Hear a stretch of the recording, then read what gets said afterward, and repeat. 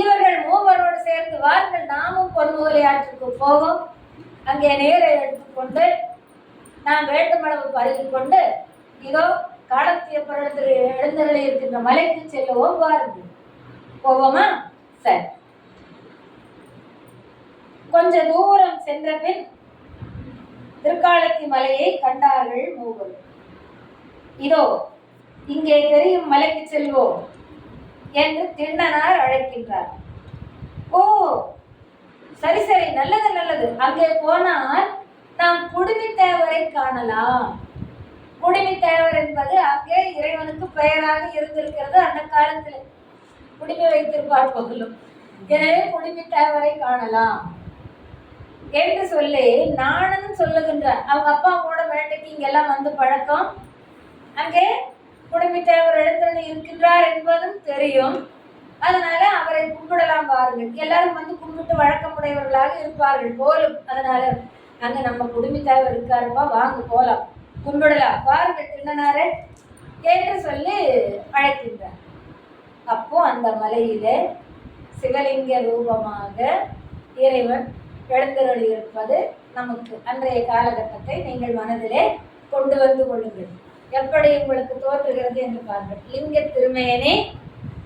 திருமேனி அங்கே நடுக்காட்டு பகுதி போன்று இருக்கின்ற அந்த மலையிலே தன்னந்தனியாக யாரேனும் இப்படி போகின்றவர்கள் வருகின்றவர்கள் வழிபட்டால்தான் உண்டு. அப்படியான நிலையிலே அவர் எழுந்தருளி இருக்கின்றார். ஆஹா, சரி என்று மூவரும் சென்றார்கள். திண்ணனாருக்கு ஒரு அனுபவம் ஏற்படுகின்றது. அங்கே மலை ஏற ஏற ஏற ஏதோ அவரை விட்டு ஒரு பாரம் குறைகின்றார் போல இருக்கின்றது. பொன்முகலி ஆற்றுக்கு வந்தவர்கள் இதை கண்ட உடனே அவருக்கு ஏதோ போகலாம் என்ற எண்ணம். இதுவரையிலும் அவருக்கு அப்படி ஒரு எண்ணமோ, ஒரு வேறுபாடோ, ஒரு மாறுபாடான உணர்வோ அவருக்கு வந்ததே இல்லை. ஆனால் இப்பொழுது அவருக்கு வருகிறது. காடனை, நீ பன்றியை நாம் வதக்கி உண்ண வேண்டும், தண்ணீரும் கொண்டு வருகின்றோம், நீ தீயை மூட்டி தயாராக வைத்திரு என்று அவரை விட்டுவிட்டு நாணனும் திண்ணனாரும் செல்லுகின்றனர். செல்ல செல்ல செல்ல திண்ணனாருக்கு தன்னுடைய மனதுக்குள்ளே ஏதோ ஒரு உணர்வு, உடம்பெல்லாம் மிக லேசாகி போனது போல. அவ்வளவு திண்ணனார் குண்டார் இருந்தவர் மிகவும் லேசாக, இந்த மனமே ஒரு லேசாக இருப்பது போல் ஆயிற்றார். உடம்பிலையும் பாரம் குறைந்தது, உள்ளத்திலும் பாரம் குறைந்தது. இதன் வழியாக என்ன சொல்லுகிறார் சேக்கிழார் பெருமான்? இந்த உடம்பு உலகிலே உலக விஷயங்களிலே ஈடுபட்டு எத்தனையோ வண்ணமான கவலைகள், இன்பங்கள், துன்பங்கள், துயரங்கள் அத்தனையும் பொதியாக உடம்புல வைத்திருக்கிறதுனால உடம்பும் கனமாச்சு. அதை உள்ளத்திலே தாங்கி இருக்கிறதுனால உள்ளமும் கனமா இருந்தது. ஆனா இப்போ இறைவனை காண போகின்ற நேரத்தில் இயல்பாக அவருடைய அந்த அருள் உணர்வு இவருக்கு பதிந்து விட உடம்பு லேசாயிற்று, உள்ளமு லேசாயிற்று. இதற்கெல்லாம் என்ன காரணம்? முன்பு செய்த வினையின் ஈட்டம்னா தொகுதி. முன்பு செய்த வினையினுடைய தொகுப்பு. முற்பிறவியிலே நாம் என்ன வினை செய்தோமோ தெரியாது. இல்ல வரும் பிறவி ஒன்று உண்டு, என்னவாக பிறப்போமோ அதுவும் தெரியாது. இப்ப இருக்கிற இந்த பிறவி நமக்கு கையில கிடைச்சிருக்கிற கனி. அதனால இந்த பிறவிலும் 6வது அறிவும் நம்மை வைத்து நமக்கு எல்லாம் பெரியோர்கள் பகுத்து இந்த வழியிலே சென்றால் நல்ல வாழ்வு, இந்த வழியிலே சென்றால் அல்லாத வாழ்வு, எதற்கு அல்லாத வாழ்வை நோக்கி செல்ல வேண்டும், நல்ல வாழ்வை நோக்கி வாருங்கள் வாருங்கள் என்று அனைவரையும் அழைத்து வழிபடுத்தி நிறைய பேர் அருளாளர்கள் சொல்லி இருக்கின்றார்கள், எழுதி வைத்திருக்கின்றார்கள், வாழ்ந்து காட்டியிருக்கின்றார்கள். அதனால இந்த பிறவியிலே பொறுத்தவரை அவர் மலைக்குள்ளே, மலைப்பகுதிக்குள்ளே அப்பா அம்மா சுற்றத்தார் என்றுதான் வாழ்ந்தார். மற்ற நிலைகள் ஒன்றும் தெரியாது. குலத்தொழிலாக வேட்டை தொழில் இருந்தது. அதை தன்னுடைய பருவகாலங்களிலே எப்படி நடந்து கொள்ள வேண்டுமோ அப்படி நடந்து கொண்டிருந்தார். எந்த ஒரு மனிதனையும் அவர் ஏசவில்லை, பேசவில்லை, பிறருக்கு குற்றம் தீங்கிழைக்கவில்லை. அவருக்கு சேக்கிழார் பெருமான் சொல்லுகின்றார், இவருக்கு இப்படி ஒரு நிலை கிடைத்தது முன்பு செய்த வினையின் ஈட்டம். இவனுடைய பிறப்பை அருணகிரியார் முதலாக பல்வேறு பிறப்பாக சொல்லுவார். அது இப்பொழுது வேண்டாம். திண்ணனாரை மட்டுமே பார்த்து கொண்டு நாம் செல்வோம் என்று சேக்கிழார் பெருமான் சொல்லுகின்றார் என்றால் எவ்வளவு அவர் அனுபவித்திருப்பார். அப்போ கொத்தப்பி நாட்டுக்கு போயிருப்பார், உடுப்பூருக்கு போயிருப்பார், அவர் வாழ்ந்த இடத்தை கண்டிருப்பார், அவர் வேட்டையாடிய நிலையை அந்த மக்களோடு இப்பொழுதும் வேட்டை மக்களுக்கு இருந்து கொண்டுதான் இருக்கின்றார்கள். அவர் இல்லாமல் இருக்கலாம், ஆனால் மக்கள் இருக்கின்றார்கள். அவர்களோடு இருந்து வாழ்க்கையை பார்த்து ஓ இப்படித்தான் இப்படித்தான் என்று அணுவளவாக உணர்ந்து அவர் எழுதினர். அதனால முன்பு செய்த வினையின் ஈட்டம் பின்னனாருக்கு இப்படி உடல் பாரமும் குறைந்தது, உள்ள பாரமும் குறைந்தது. பாசம் என்பது நீங்கி விட்டது, நீங்கிக் கொண்டே வருகின்றது. அதனாலே அந்த ஒரு பாரம் குறைந்தது என்பதை உள்ளீடாக வைத்து சேக்கிழார் பெருமான் சொல்லி இருக்கின்றார். இல்லை, நம்ம ரொம்ப ரொம்ப நம்முடைய வாழ்க்கையோடு பொருத்தி பார்க்கணும். சரி, பொன்முகலை ஆற்றை அடைந்தார்கள். இந்த மலையின் மேல் ஏறும் பொழுது என் மேல் உள்ள ஒரு பாரம் குறைவது போல உள்ளது. அப்படியானால் அந்த தேவரை நான் உடனே காண வேண்டும். எங்கே இருக்கின்றார் சொல்லுங்கள், நீ எவ்வளவு தூரம் போகணும்? நானா, நீ முன்னாலே போ என்று சொல்லி அந்த நாணனை முன்னாலே போக சொல்லுகிறார். இப்படி பேசிக்கொண்டே பொன்முகலை ஆற்றை அடைந்தார்கள். அங்கே பேசிட்டு பொன்முகலை ஆற்றுக்கு அப்பதான் வந்திருக்கிறார்கள். அந்த மலை ஏறும் போதே இந்த உணர்வு, அடுத்தது தாண்டி போகும்போது இதே உணர்வு.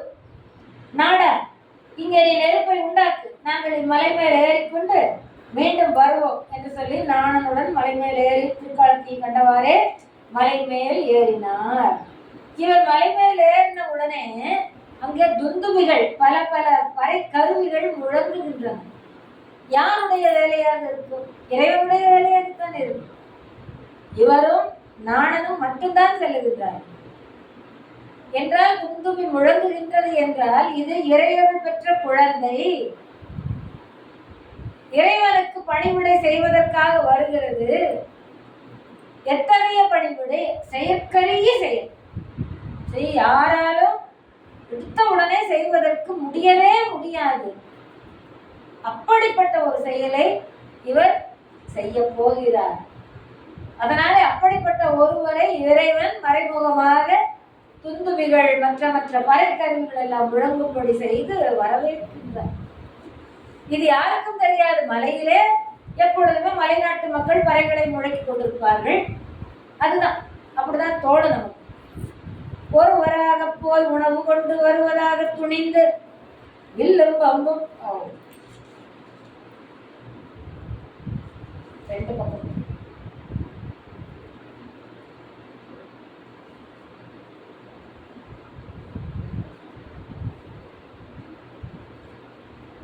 முன்பு செய்த தவத்தின் ஈட்டம் முடிவில்லாத அன்பை எடுத்துக்காட்ட அளவில்லாத ஆசை பொங்க எலும்பும் உருகும்படி உள்ளே எழுந்த மிகுந்த வேட்கையோடு இத்தனை அவருக்கு வருகின்றது.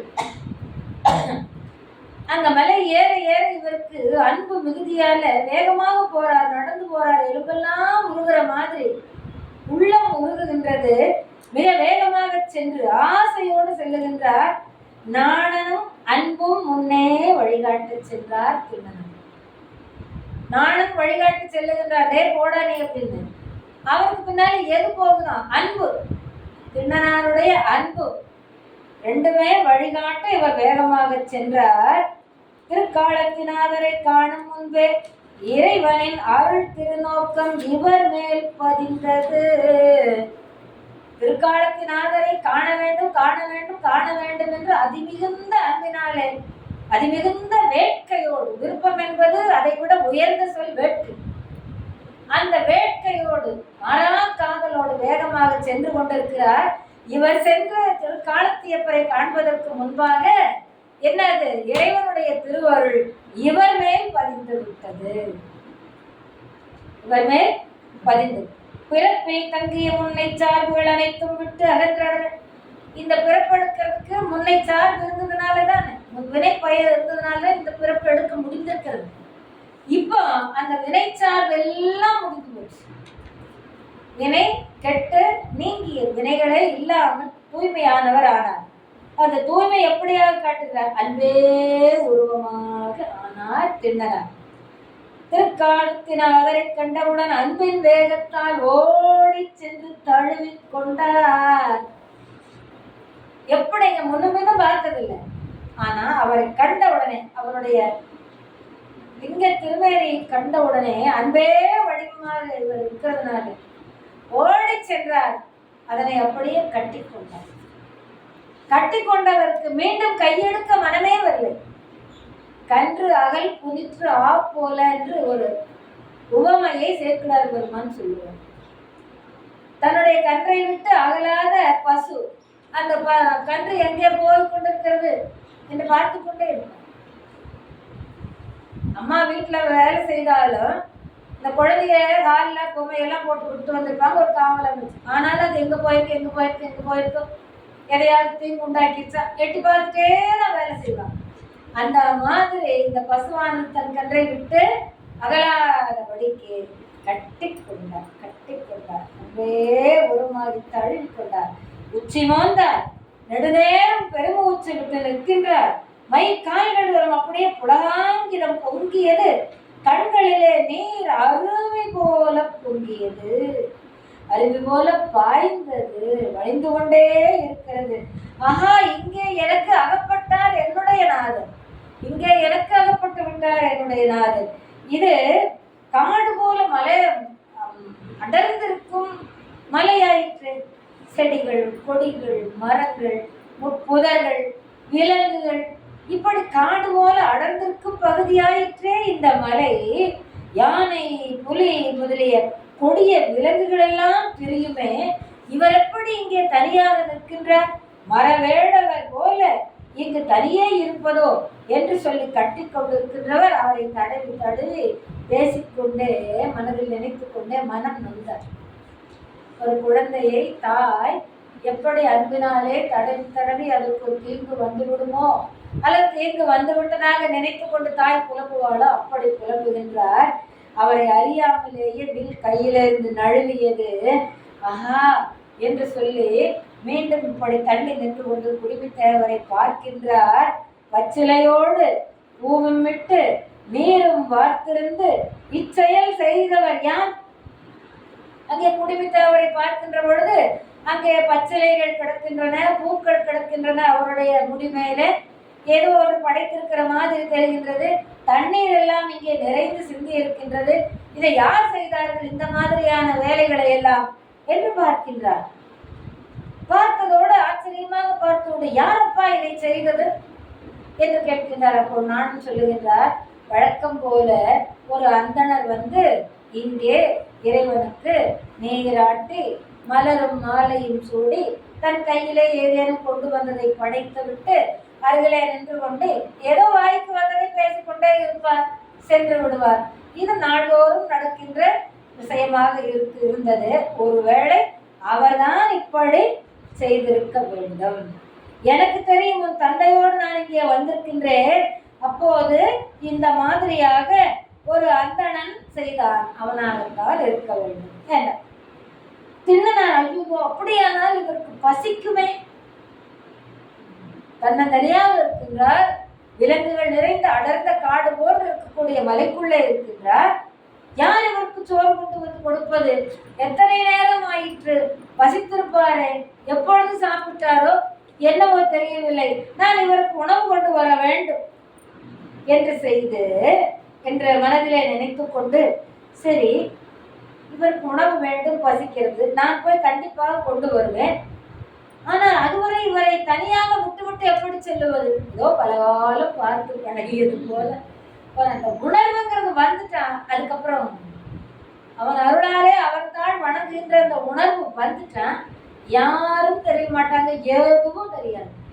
அவரும் நாமுமேயாக மட்டுமே இருக்கும். அதுதான் அந்த உணர்வுக்கு உண்டான ஒரு மிகப்பெரிய தன்மை, பேரருள் தன்மை. அது எப்படி சொல்றதுன்னு தெரியல. அவ்வளவு ஐயோ, நம்ம தனியா விட்டுட்டு போனமான விலங்குகள் வந்து வேட்டையாடி இவருக்கு ஏதாவது துன்பங்கள் நேர்ந்து விட்டால் என்ன செய்வது? தனியே இருக்கிறாரே, விலங்குகளால் துன்பம் இருந்தால் என்ன செய்வது? இவரை பிரியவும் மனமில்லை. ஆனால் பிரிந்து சென்றால் தான் உணவு கொண்டு வர முடியும்.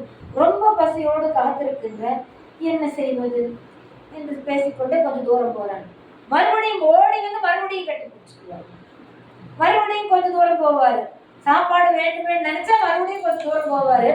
போயிடும்னா திரும்பி பார்ப்பாரு, ஐயோ புளியெல்லாம் மறுபடியும் வந்து கட்டி பிடிச்சிக்குவார். மறுபடியும் வந்து கட்டி பிடிச்சிக்குவார். இவரை பிரியவும் மனமில்லை, ஆனால் பசிக்கு உணவு கொண்டு வரவும் வேண்டுமே என்று பேசிக்கொண்டே என்ன செய்தான்? ஆனாலும் ஆசையோடு பார்த்து கொண்டு கொஞ்ச நேரம் என்ன ஆனாலும் பரவாயில்லை, ஏதும் வராது, நானே சென்று இவருக்கு உணவு கொண்டு வருவேன் என்று சொல்லிக்கொண்டு போகிறார். மறுபடியும் மனது, நான் போய்விட்டால் யார் உமக்கு துணையாக இருப்போம், நான் போக மாட்டேன் என்று ஓடி வந்து மறுபடியும் தழுவி கொள்கிறார். கண்டா, நீ பசியோடு இருப்பாய், அதை பார்த்து கொண்டு நான் எப்படி உன்னை பார்த்து கொண்டு சும்மா இருப்பேன் என்று கண்ணீர் பெருக்குகிறார். இதெல்லாம் யாருக்கு வரவில்லை? கண்ணீர் பெருக்குகின்றார். சரி, ஒரு வாராக மனம் துணிந்து உணவு கொண்டு வருவதற்காக வில்லும் பொம்பு மேந்தி கொண்டு குடிமித்தவரை மீண்டும் வணங்கி விட்டு போனார். அதை சேர்க்கிறார் பெருமான் சொல்லுகிறார். போதுவர் மீண்டு செல்வார், புல்லுவர் மேளப் போவார், காதலின் நோக்கி நிற்பார், கன்று அகல் புனிற்றா போல்வர், நாதனை அமுது செய்ய நல்ல மெல் இறைச்சி, நானே கோதர தெரிந்து வேறு கொண்டு இங்கு வருவேன். இந்த 2 வரி, போதுவர் மீண்டு செல்வார், புல்லுவர் மீளப் போவார், காதலின் நோக்கி நிற்பார், கன்றகள் புனிற்றா போல். அந்த 4 வரிக்குள்ளே சேர்க்கிறார் பெருமான் அந்த உணர்வுகளையும் அந்த ஒரு நாடகமாக நீங்கள் நினைத்து பாருங்கள். சிவபெருமான் திருமேனி இங்கு இருக்கிறது, அவருடைய இந்த போக்கும் வரவும் எப்படி இருக்கின்றது, அவருடைய மனநிலை எப்படி இருக்கின்றது, அவர் எப்படி அதை கட்டி கொள்ளுகிறார், எப்படி கண்ணீர் பெருக்கி அவரை விட்டு பிரிய மனமில்லாமல் இருக்கின்றார் என்பதையெல்லாம் ஒரு கண்களிலே காணுகின்ற காட்சியை போல உங்கள் கண் முன்னே கொண்டு வாருங்கள். நானே அமுது செய்ய நல்ல இறைச்சி, மென்மையான இறைச்சி தான் அவருக்கு தெரிந்தது. அது நல்லதாக இருக்கணும், அது மென்மையானதா இருக்கணும். எலும்புன்னு அது இதெல்லாம் போட்டெல்லாம் போட்டு வாங்கிட்டு வந்து பண்றாங்க. இல்லப்பெல்லாம் கறியா கொடுக்குறாங்க, ஏதோ அப்படி சொல்றாங்க. அந்த மாதிரி இல்லாம நல்ல இறைச்சி, மென்மையான இறைச்சி, குற்றமில்லாமல் கோதுகளை நீக்கி நானே வேறு கொண்டு வருவேன். அப்படியே கொண்டு வர முடியுமா? அதை எப்படி பக்குவப்படுத்த வேண்டுமோ அப்படி கொண்டு வருவேன் என்பார். ஆர் தமராக நீர் இங்கு இருப்பது என்று நான் அகல மாட்டேன். மறுபடியும் சொல்றார், யார் உங்களுக்கு சொந்தக்காரராக இருந்து பக்கத்திலே உங்களை பார்த்துக் கொள்வார்? யாரும் பார்க்கவில்லை, நான் உங்களை விட்டு அகல மாட்டேன்.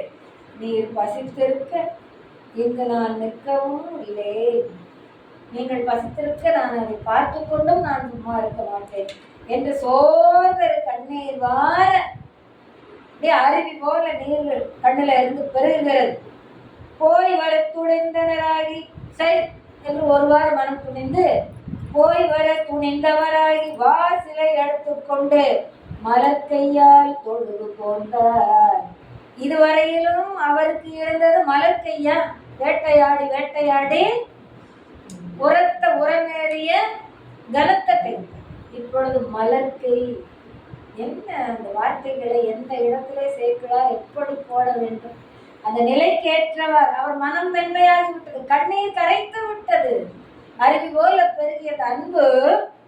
அந்த அன்பினாலே கரைந்து கரைந்து கரைந்து உக மனதும் மென்மையானது, உடலும் மென்மையானது. அப்படியான கை இப்பொழுது மலர் போன்ற மென்மையான கையாக சேர்க்கிறாராலதான் இது முடியும், வேற யாராலையும் முடியாது. தொழுது போந்தார், வேகமாக சென்றார், காடனை விட்டு வந்து சோலையை சேர்ந்தார். காடன் தயாராக வைத்திருந்தார் தீ மூட்டி. அந்த பன்றியை இறைச்சியை இவர் சென்று வேகமாக எடுத்து தசை பகுதிகளை எல்லாம் தனித்தனியாக எடுத்து ஒரு குச்சியை எடுத்து அந்த குச்சியிலே கோர்த்து கொண்டார். இது நீங்கள் என்ன அப்படி சொல்லுகிறீர்கள்? ஏதோ ஒன்று சொல்றீங்க. இன்னைக்கு அந்த வேலைக்கு தான் பண்ணிட்டு இருக்கு. தந்தூரியா என்னமோ, செந்தூரியோ தந்தூரியோ செந்தூரம் சொல்லக்கூடாது. அந்த வேலையை யார் பண்ணியிருக்கிறார்கள்? முதல்லயே 12ஆம் நூற்றாண்டிலே உருவானது இந்த சேக்கிழார் பாடிய தொண்டர் புராணம். 12ஆம் நூற்றாண்டிலே உருவாகியது தொண்டர் புராணம். இதற்கு முன்பு எத்தனை காலங்களுக்கு முன்பு கண்ணப்பர் திண்ணனார் வாழ்ந்திருக்கின்றார். அந்த காலத்திலேயே இந்த மாதிரியான நிலை இருந்திருக்கின்றது. இன்னைக்கு நாம புதுசா ஒன்றும் செய்தில்லை, எதையுமே செய்ய முடியாது. அன்னைக்கு எல்லாம் செய்து கொண்டிருந்த நிலையைத்தான் செய்யும். அந்த குச்சியில எடுத்து கோர்த்துட்டு தீயை மூட்டி அதிலே பிடிக்கின்றார், நன்றாக வாட்டுகின்றார். வாட்டியதை எடுத்து வெந்து விட்டதா வேகவில்லையா என்று கையிலேயும் பார்க்கின்றார். கையிலே பார்த்து சரி வரவில்லை, வாயிலே கடித்து பார்க்கின்றார். நினைத்து பாருங்கள், கரியவே நம்ம படைக்க மாட்டோம். சாதத்தை வாயில வச்சு எச்சில் விழுந்துருமான்னு நம்ம சாப்பாடு கட்டி பார்க்கணும். அந்த அன்பின் நிலை எதற்கு கொண்டு போகிறது என்று பாருங்கள்.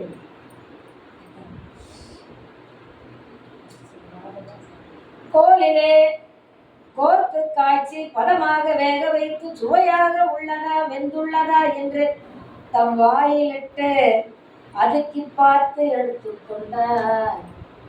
ஒரு விளையாட்டாக ஒன்றை சொல்லுவார்கள். கணவன் மீன் பிடித்து வீட்டுக்கு மனைவி செய்து வைக்க சொல்லி கொடுத்தார். வேலை முடிந்து கணவன் உண்பதற்காக வருகின்றார். மனைவி இருக்கின்றதெல்லாம் எடுத்து அவர் தட்டிலே இலையிலே வைத்து படைத்து விட்டார். அவர் அந்த ஒரு குண்டுதான் இருந்தது, அதை எடுத்து அவர் சாப்பிட்டு நன்றாக இருக்கிறது, இன்னும் கொஞ்சம் வைங்க. இல்லை, இந்த ஒன்றுதான் இருக்கிறது, ஒரு பொழுதும் படைக்கவில்லை. என்ன செய்தாய்? நான் அவ்வளவு வாங்கி விட்டேன். அது ஒன்றும் இல்லை, வெந்ததா என்று ஒன்றை சாப்பிட்டு பார்த்து, இன்னும் வேகவில்லையா என்று ஒன்றை சாப்பிட்டேன். இப்படியே பார்த்ததுனால இது ஒன்றுதான் மீதியாயிடுச்சு. இப்படி இருந்தால் என்ன செய்வது? அப்படி இல்லாமல் வாயிலே வைத்து அடக்கி பார்த்து அதையும் நன்றாக இருக்கின்றது என்று மீண்டும் அந்த கோலிலே கோர்த்து எடுத்துக்கொண்டார். எடுத்துக்கொண்டதை ஒரு கல்லையிலே, அந்த அன்னம் படைக்கின்ற ஒரு அந்த தட்டம் மாதிரி ஒரு கல்லை, அந்த கல்லையிலே அந்த ஊனமுதத்தை எடுத்துக்கொண்டார். திருமஞ்சனத்திற்காக, திருமேனியிலே திருமஞ்சனம் செய்வதற்காக பொன்முகலி ஆற்றின் நீரை வாயிலே முகந்து கொண்டார். எடுத்து அப்படி இருக்கு. இறைவனுக்கு வைக்கின்ற மலர் மாலையை தன் மலர்களை எல்லாம் பறித்து தன் தலையிலே சூடிக்கொண்டார். தூய்மையான மனமிக்க பூ மற்றும் இலைகளை தன்னுடைய குடிமை மேல் தெரிய வைத்துக் கொண்டார். ஒரு கையிலே வில்லும் அம்பும் எடுத்துக் கொண்டார், மற்றொரு கையிலே அந்த ஊன் தாங்கிய கல்லையை எடுத்துக்கொண்டார். வேக வேக வேகமாக வருகிறார். இறைவன் பசித்திருப்பார். நாம் நெடுநேரம் ஆயிற்று, இந்த அடுப்பிலே வேக வைப்பதற்கு உண்டானதே நேரமாகி விட்டதோ என்று சிந்தனையும் செய்து கொண்டு வேக வேகமாக வேக வேகமாக வருகின்றார். வந்தார். எத்தனை நிமிடத்திலே வந்தாரோ தெரியவில்லை. இறைவனுடைய பசியை நினைத்து அத்தனை கடிதாக வந்து விட்டார். மனவேகம் தான் பெரிது என்று சொல்லுவார்கள். அந்த மனவேகத்தை விட கடிதாக இவர் இறைவன் முன்பு சேர்ந்தார். வந்த உடனே பார்த்தார், தான் காலில் அணிந்திருந்த செருப்பு காலில் இறைவன் சிரசில இருக்கிற மலர்களையும் தள்ளி விட்டார். தூய்மைப்படுத்துறார். இறைவனுடைய சிரசின் மேல இருந்த மலர்களை செருப்பு காலிலே தள்ளிவிட்டார். வாயிலே கொண்டு வந்திருந்த தண்ணீரை புனிதமாக இறைவன் கங்கை நீராக கருதி இறைவன் மேல், நம்ம சொல்ற தண்ணீர், இறைவன் மேல் நீராட்டினார். நினைச்சு பாருங்கப்பா. வாய் நீரை உமிழ்ந்துன்னே சொல்லுவார் சேர்க்கிறார். உமிழ்ந்து திருமஞ்சனம் ஆட்டினார். தம் குஞ்சியில் குழந்த திருப்பள்ளி தாமத்தை, அந்த மலர்களை கையில இருக்கின்ற தண்ணீரை உமிழ்ந்த உடனே கையில இருக்கின்ற அந்த கல்லையை வைத்து விட்டார். அப்புறம் அந்த கையில தன்னுடைய உச்சியில் இருக்கிற மலர்களை எல்லாம் எடுத்து மலர்களை இறைவன் திருமுடியில் வணங்கி சரத்தினார். ஊனமுதத்தை படைத்து நானே பார்த்து பார்த்து செய்து கொண்டு வந்திருக்கின்றேன் என் இறைவா. நானே பார்த்து பார்த்து சாப்பிடுங்க சாப்பிடுங்க. அம்மா செய்தாதான் பிடிக்கும், அப்பா செய்தாதான் பிடிக்கும், என் தங்கச்சி செய்தா, அக்கா செய்தா, எங்க மாமா செய்தா பிடிக்கும் அப்படின்ல, நானே பார்த்து பார்த்து செய்து குழந்திருக்கின்றேன், தேவரீர் அமுது செய்துவிட வேண்டும் என்று வேண்டினார். அவர் உண்டு விட்டார். அதை சொல்லல் சேர்க்கிறார். இரவு முழுதும் காவலாக நின்றார். யாரை நினைவுக்கு வருகிறது? லட்சுமணன் காவல் போல். இங்கே இறைவனுக்கு இவர் வில்லையும் அம்பையும் மேந்தி கொண்டு விடிய விடிய தூங்காமல் காவல் காத்து நிற்கின்றார். முதல் நாள் இவ்வாறு முடிந்தது. மறுநாள் இரண்டாவது நாள் இதே போல அமுது கொண்டு வர போவதற்கு முன்னால் இதே மாதிரி கஷ்டப்பட்டு வேகமா போனாரு. கொண்டு வந்தாரு. வருவதற்கு முன்னால வந்து பார்க்கிறாரு. வழக்கமாக இங்கே பூஜை செய்பவர் யார்? சிவகோசரியார் என்ற அந்தனர் வழக்கம் போல பொன்முகலி ஆற்றிலே இருந்து தன்னையும் தூய்மைப்படுத்திக் கொண்டு குடத்தையும் தூய்மைப்படுத்திக் கொண்டு பொன்முகலி ஆற்றிலே நீரை எடுத்து தன் தோளிலே சுமந்து கொண்டு மலரும் நைவேத்தியமுமாக அங்கே இருந்து புறப்பட்டு வந்தார். வந்து இறைவனுக்கு நீராட்டி மலர் மாலை சூட்டி தான் கொண்டு வந்த நைவேத்தியத்தை படைத்து நின்று கொண்டு மந்திரங்களை சொல்லி பாடுகின்றார். பாடி வணங்கி விட்டு வருகின்றார். இவர் வருகின்றார். யார் இந்த பூ வச்சது? மறுபடியும் காலால உதச்சு தள்ளி இவர் வாயில கொண்டு வந்து உமிழ்ந்து. இப்படியே எத்தனை நாள் போகின்றது. பூவும் நீரும் பிறவும் கொண்டு வந்தார். அங்கே குடிமித்தேவர் முன்பு வந்து எலும்பும் இறைச்சியும் கண்டு அகலத்தாண்டு குதித்து ஓடுகின்றார் சிவகோசரியார். இந்த அம்சத்துக்கு யார் பண்ணது? ஆனாலும் ரெண்டு பேரும் ஒருத்தருக்கு ஒருத்தர் இப்படியே எத்தனை நாள் ஓடுச்சு? 6 நாள் ஓடுச்சு. அதுல 5ஆம் நாள் இருவரும் பூஜையும் இனிதே நடந்தது. அப்பதான் சிவகோசரியார், என்ன சுவாமி, நானும் தினமும் கொண்டு வந்து இப்படி படைக்கின்றேன், இதே போல இறைச்சியாக படைத்துக் கொண்டே இருக்கிறார்களே, யார் படைத்தது? இது உனக்கு அடுக்குமா? நீ ஏற்றுக்கொள்ளுகிறாயா? என்ன இது விந்தையாக இருக்கின்றது, எனக்கு மிகவும் கவலையாக இருக்கின்றது, இதை நீ ஒழித்தருள வேண்டும் என்று சொல்லி அந்த 5ஆம் நாள் ராத்திரி வேண்டிட்டு படுக்கிறாரு. அப்ப இறைவன் அவர் கனவிலே தோன்றி, அவனை வேடுவன் என்று நினையாதே சிவகோசரி, ஒருவன் வந்து இப்படி செய்கின்றான், அவன் வேடுவன் தான், அவனை வேட்டையாடுபவன் என்று மட்டும் நினைத்து விடாதே. அவனுடைய வடிவெல்லாம் நம் பக்கல் அன்பு, அவனுடைய அறிவெல்லாம் நம்மை அறியும் அறிவு, அவனுடைய செயலெல்லாம் நமக்கு இனிய. அவனுடைய நிலை இவ்வாறு நீ அறிந்து கொள். அவனுடைய வடிவம் எப்படி இருக்கிறது என்றால் அன்பே வடிவமாக இருக்கின்றான். யார் மேல? என் மேல். என் மேல அன்பு கொண்டவன், அவனுடைய வடிவமே அன்பின் வடிவமாக இருக்கிறது. அவனுக்கு இருக்கிற அறிவு என்ன? வேற எந்த அறிவும் இல்லை. என்னை அறிகின்ற அறிவுதான் அவனுக்கு. இறைவனை நினைந்து எப்பொழுதும் தொழுது கொண்டிருக்க வேண்டும் என்ற அந்த அறிவுதான் அவனுக்கு. என்னை எல்லாம் வேறு அறிவு அவனுக்கு இல்லை. அவன் செய்கின்ற செயல் எல்லாம் எனக்கு இனியமாக இருக்கின்றது, எனக்கு மகிழ்ச்சியாக இருக்கின்றது. அவனுடைய தன்மை இப்படித்தான். இதை நீ அறிந்து கொள். அறிந்து கொண்டு ஏற்றவாறு நீ செயல்படு. ஒன்று செய். உனக்கு அவன் உனக்கு அப்படிப்பட்ட அவனுடைய செயலை நான் காட்டுகின்றேன்.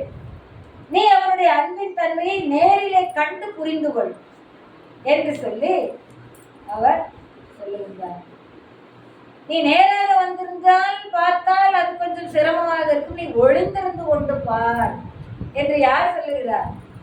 இறைவனே சொல்லுகிறார். நீ ஒளிந்திருந்து கொண்டு அந்த வேடனுடைய செயலை நீ பார், உனக்கு மனக்கவலையை இப்பொழுது விட்டுவிடு என்று அவருடைய மறைந்தார்.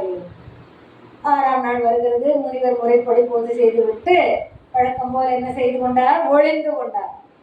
இவர் வருகின்றார். வேடன் வழக்கம் போல அவர் பூஜையை செய்கின்றார். அங்க இருந்து நீரை எடுத்துக்கொண்டு அந்த மலை மேல் ஏறி வருகின்ற பொழுது ஏதோ ஒரு தீமையான சகுனங்கள் இவருக்கு திண்ணனாருக்கு தோன்றிக் கொண்டே இருக்கிறது. ஆனாலும் பரவாயில்லை என்று சொல்லி மேலே வருகிறார். வந்தவர் இந்த தீ நிமித்தங்களால் ஐயனுக்கு ஏதேனும் துன்பம் நேர்ந்திருக்குமா அப்படின்ற எண்ணம் வந்துருச்சு. இத்தனை தீ நிமித்தங்கள் தோன்றுகின்றன, அதை ஒரு ஒட்டாக நினைக்காமல் சற்று நேரத்திலேயே அடுத்த நிமிஷத்திலேயே அடடே ஐயனுக்கு ஏதேனும் தீர்ந்து நேர்ந்திருக்குமோ, அதனால் இந்த தீ நிமித்தங்கள் எல்லாம் நமக்கு தெரிகின்றனவோ என்று நினைத்தாலே பார்க்கலாம். மிக மிக மிக மிக வேகமாக வந்துவிட்டார். அப்படி வரும் பொழுது இறைவன் தன்னுடைய கோலத்தை எப்படி வைத்திருக்கின்றார்? அந்த சிவலிங்க திருமேனியிலே முகம் தோன்ற நிற்கின்றார். அந்த முகத்திலே நெற்றிக்கண், வலக்கண், இடக்கண் முக்கண்களும் தோன்ற திருவுருவை காட்டும்படி நிற்கின்றார். அவர் அருகிலே வந்து விட்டார் திண்ணனார். ஆஹா, இறைவனுடைய முகத்தை பார்க்கின்றார். அடடா, ரத்தம் வழிகின்றது. வலக்கண்ணிலே பார்க்கின்றார். ஐயோ, ரத்தம் வழிகின்றதே, அந்த தீய சகுனங்கள் எல்லாம் உண்மையாகி விட்டதே, ஐயனுக்கு இடையூறு வந்து விட்டதே, நான் என்ன செய்வேன் என்று பதறி போனார். இந்த வலக்கண்ணிலிருந்து உதிரம் ரத்தம் பாயும்படி இறைவன் தன்னுடைய தோற்றத்திலே காட்டுகின்றார். அதை கண்டவுடனே திண்ணனாருக்கு ஒரே பதற்றம். பதறி போய் கீழே விழுந்து விட்டார். ஐயோ, என்ன செய்வேன் என்று விழுகிறார். மறுபடியும் அப்படி விழுந்து கட்டிக்கொள்ளுகிறார். எப்படி இப்படி ஆயிற்று என்று ரத்தத்தை துடைக்கிறார். துடைத்த ரத்தம் நிற்கவே இல்லை. நாணனுக்கு வாயிலிருந்து தண்ணீரும் கீழே விழுந்த வேகத்திலே சிந்தி விட்டது. கையில் கொண்டு வந்த ஊர் அமுதமும் விழுந்து விட்டது. கையில் இருந்த வில்லமே வாழமே விழுந்து விட்டது. தலையிலே வைத்திருந்த பூவும் விழுந்தது. என்ன செய்வது என்று பதறுகிறார். ஐயோ என்று தரையிலே கையை அடித்துக் கொண்டெல்லாம் அழுது கொண்டு என்ன செய்வது என்று தெரியாமல் எழுகிறார். ரத்தத்தை துடைக்கிறார். மறுபடியும் வழுகிறது என்று இப்படியே வருந்தி மனம் அழிந்து செய்வது அறியாது மறுபடியும் விழுந்தார். விழுந்தவருக்கு கொஞ்சம் நினைவு வருகின்றது.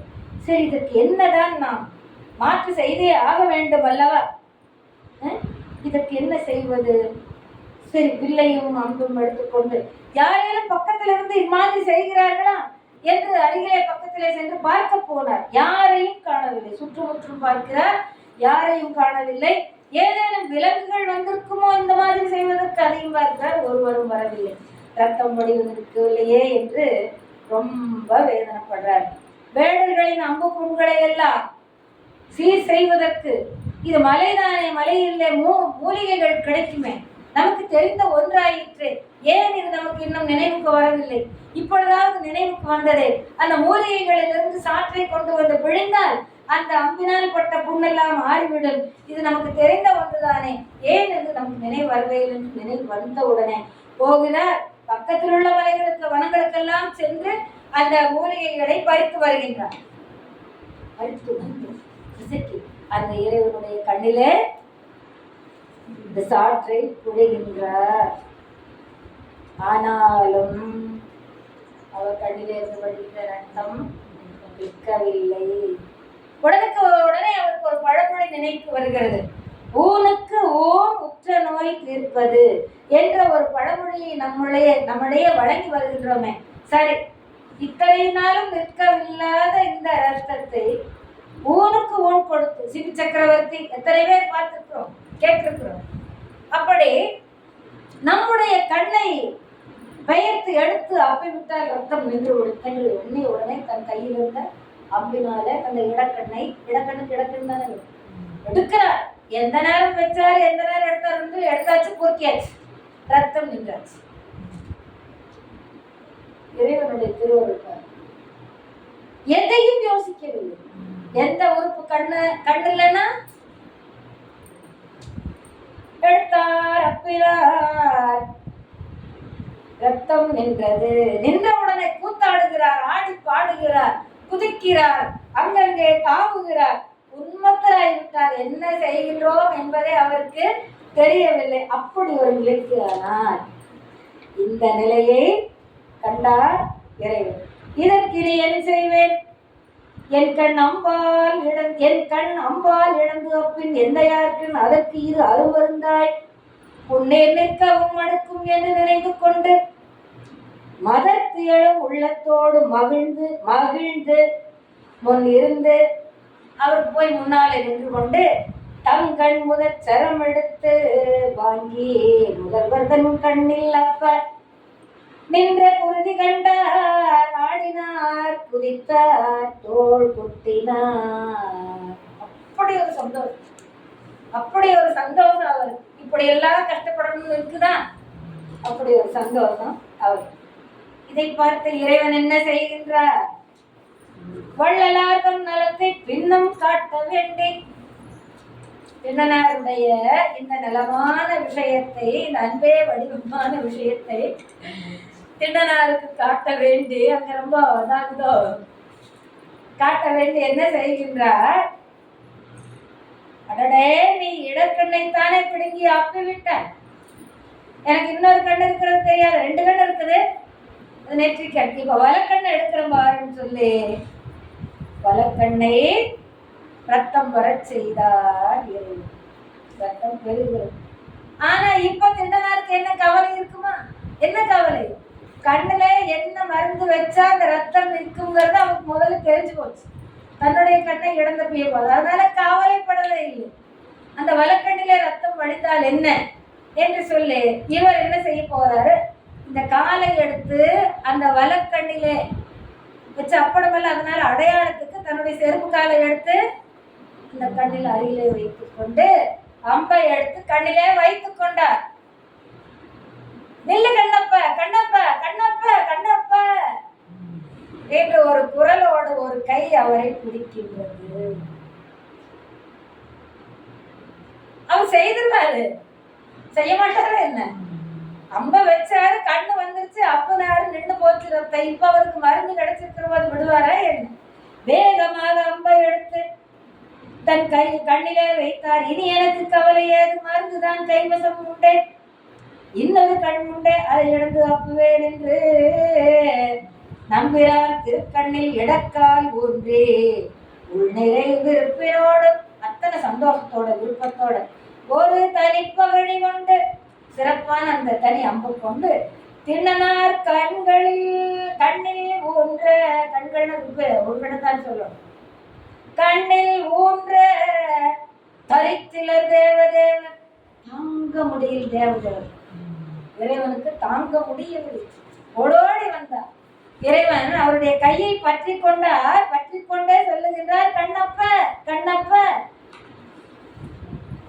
நில்லு, கண்ணப்ப நில்லு, கண்ணப்ப நில்லு, கண்ணை அப்பாதே, நில்லு, கண்ணை அப்பாதே. இறைவன் சொன்ன வாக்குனால்தான் கண்ணப்பன் என்று. கண்ணை பிடுங்கி அப்பியதால் கண்ணப்பா.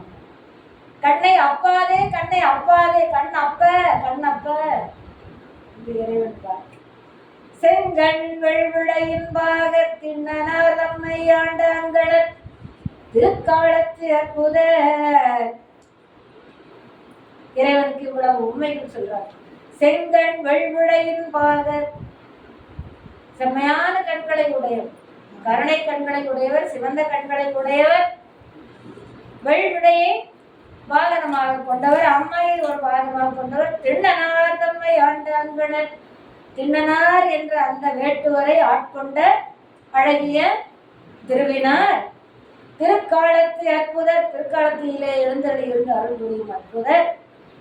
அவருடைய திருக்கை, அவருடைய கை, இறைவனுடைய கை, அன்பர் தம் கண்முன் இடக்கும் கையை தடுக்க, தன் கண் முன்னாலே நின்று கொண்டு அன்பராகிய திண்ணனார் தன் கண்ணை இடந்து அப்ப வைத்திருக்கின்ற அந்த அம்போடு வைத்திருக்கின்ற கையை தடுக்க, பிடித்து தடுக்கின்றார். அமுத வாக்காக கண்ணப்ப நிற்க, கண் அப்ப நிற்க, கண்ணை அப்பாதே நில்லு, கண்ணப்பா நில்லு என்ற 2 தடவை சொல்றார். கண்ணப்ப, கண்ணப்ப நிற்க, நிற்க என்ற வாசகத்தோடு கையை பிடித்தார். வானவர்கள் தேவர்கள் எல்லாம் பூமாறி பொழிகின்றார்கள். அடுத்த நிகழ்வு என்ன? இறைவனே வந்து கையை பிடித்து அடைக்கலம் கொடுத்து கண்ணை அப்பாதே என்று வாய்மொழியாக சொல்லி அதன் மூலமாக கண்ணப்பர் என்று பெயரை கொடுத்த அந்த நிலை தேவர்களுக்கு தெரியாத என்ன பூமாறி பொழிந்தார்கள். உடனே இவர் சொல்லுகின்றார், பேரு இனி இதன் மேல் உண்டோ? பிரான் தன் கண்ணில் வந்த ஊரு கண்டு அஞ்சி தம் கண் இடந்து அப்ப உதவும் கையை ஏறு உயர்த்தவர் தம் கையால் பிடித்து கொண்டு மாறிலாய் என் வலத்தில் நிற்க என்று மண்ணு பேரருள் புரிந்தார். இதை யார் அறிவார்? வேறு இனி இதன் மேல் உண்டோ? இதை விட என்ன பேர் நமக்கு வேணும்? எத்தனையோ துன்பங்கள் இருக்கு நமக்கு. இந்த ஒரு நிகழ்ச்சி நீங்க நினைச்சு பார்த்தாலே நமக்கு எவ்வளவு விருப்பமா இருக்கு. நமக்கு அது நடக்கணும். ஆண்டவரே நாம் அப்படி இருக்கணும்.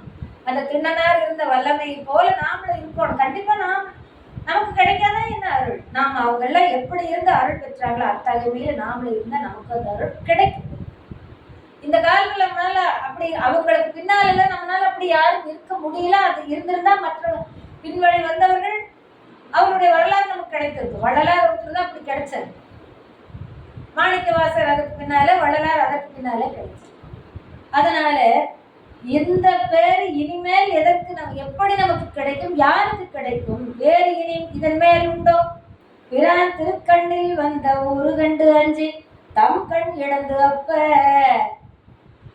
உதவும் கையை ஏறு உயர்த்தவர் தம் கையால் பிடித்து கொண்டு மாறிலாய் மாறே இல்லாதவன், ஒரு மாறுபாடு இல்லாதவன், எந்த ஒரு கிஞ்சித்தும் கிளேசம் இல்லாதவன், உடனே கண்ணை பிடித்து அப்ப நினைக்கான எந்த ஒரு சிறு மாறுபாடும் இல்லாதவனே திண்ணனார் நீ என்ன செய், என் வலத்தில் நிற்க. என் வலத்திலே மாறுபாடு இல்லாமல் இருக்க. ரெண்டையுமே ரெண்டுக்கும் எடுத்துக்கொள்ளலாம். கண்ணப்பராருக்கும் எடுத்துக்கொள்ளலாம், ஆண்டவருக்கும் எடுத்துக்கொள்ளலாம். என் வலத்தில் நிற்க. வலம் என்ன? வலபாகத்துலதான் இறைவன் இடபாகத்தை அம்மைக்கு கொடுத்துட்டாரு. அதனால அம்மை அங்க இருக்கிறார், நீ என்னுடைய வலபாகத்தில். இப்ப நானே தான் நீங்கிற மாதிரி தானே அர்த்தம். அப்படிதான் அந்த இடம் கிடைக்கிறது பெரிய விஷயம். அது போல மாறிலாய் என் வலத்தில் நிற்க என்று மண்ணு பேரருள் புரிந்தார். மண்ணுதெல்லாம் நிலைத்து, அதுதான் நம்முடைய வாழ்க்கையிலே நிலைத்தது. இறைவன் திருவருள் தான் நமக்கு நிலைத்தது. மண்ணு பேரருள் புரிந்தார் இறைவன். மங்குல் வாழ் திருக்காலத்தி மன்னனார் கண்ணில் புண்ணே தம் கண்ணால் மாற்ற பெற்ற தலைவர்கள் தலைமேற்கொள்வோம். மேகங்கள் வாழ்கின்ற திருக்காலத்தி மன்னனார் கண்ணில், திருக்காலத்தி மன்னனாராகிய இறைவன் கண்ணில் வழிந்த அந்த உண்மையான இரத்தத்தை நிறுத்துவதற்காக தன் கண்ணை இழந்து அப்பிய அந்த வள்ளலாராகிய கண்ணப்பருடைய கண்ணப்பரை தலைவராக ஏற்றுக்கொண்டு அவர் தாள்களை நம் தலைமேல் வைத்து வணங்குவோம் என்று சொல்லி சேக்கிழார் பெருமான் கண்ணப்பர் வரலாற்றை முடிக்கின்றார். என்றும் இன்பம் பெருகும் இயல்பினால் ஒன்று காதலித்து உள்ளமும் போங்கிட மன்றுளார் அடியாரவர் வான் புகழ் நின்றதெங்கும் நிலாவி உலகிலா